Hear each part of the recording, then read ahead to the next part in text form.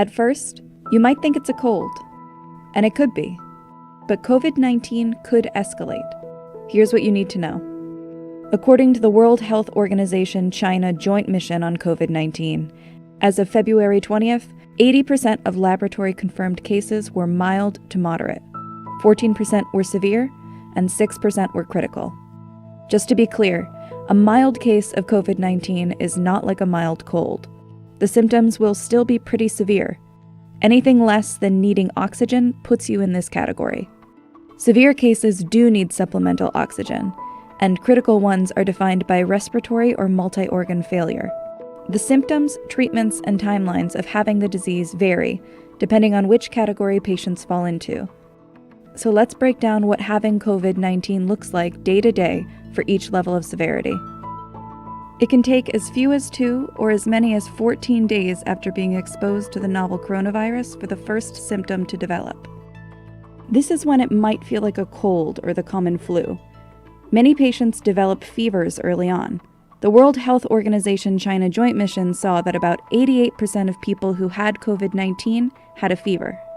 Another study out of China showed that while only 44% of patients had a fever on admission to a hospital, 89% eventually developed one. But there have been some cases that led with gastrointestinal symptoms. Diarrhea, nausea, vomiting, and/or abdominal discomfort may appear a couple of days before respiratory symptoms.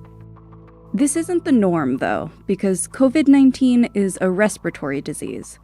That means for most patients, the virus will start and end with the lungs. In the early days of infection, the virus invades lung cells.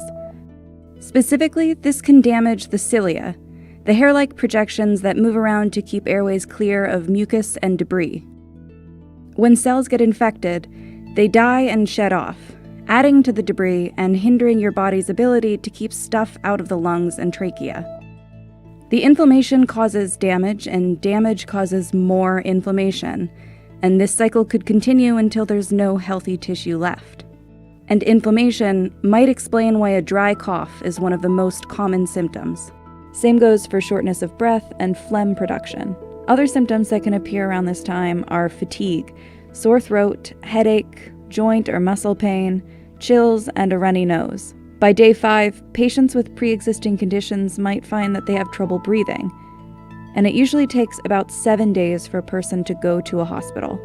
Mild cases, though, usually clear up by this time.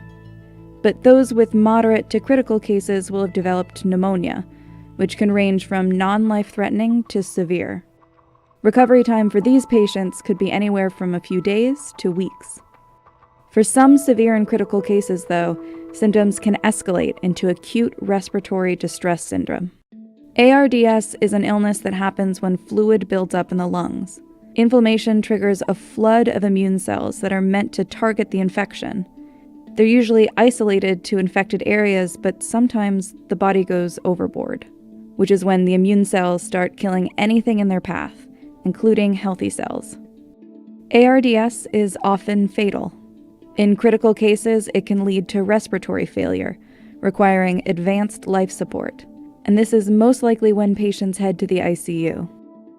ARDS treatment includes supplemental oxygen and mechanical ventilation. The goal is to get more oxygen into the bloodstream, since the lungs can't.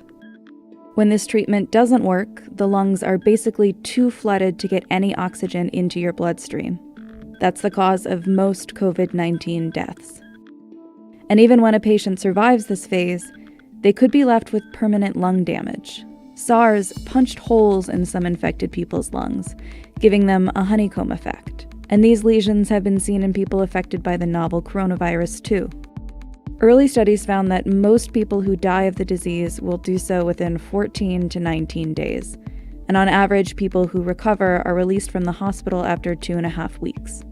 But with the most critical cases, recovery could take months. Once a patient is in the recovery period, it's possible that they could still be contagious.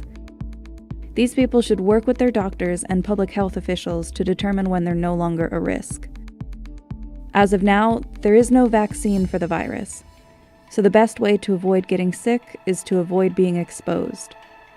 COVID-19 spreads easily from person to person through coughing and sneezing, So wash your hands often and avoid close contact with people who are sick. And clean and disinfect surfaces that you use daily. COVID-19 should be taken seriously, but most cases are survivable. So stay home, stay clean, and don't panic.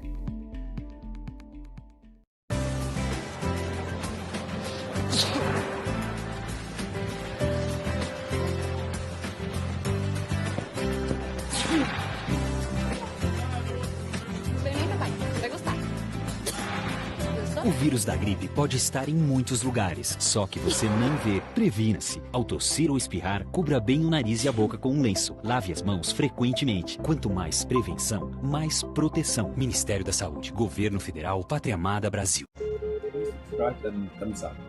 Não se esqueça de se inscrever e deixar o like. Obrigado. 订阅和按赞。驚くといいね。お願いします。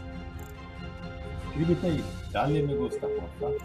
Suscríbete y lasciami piacere, per favore.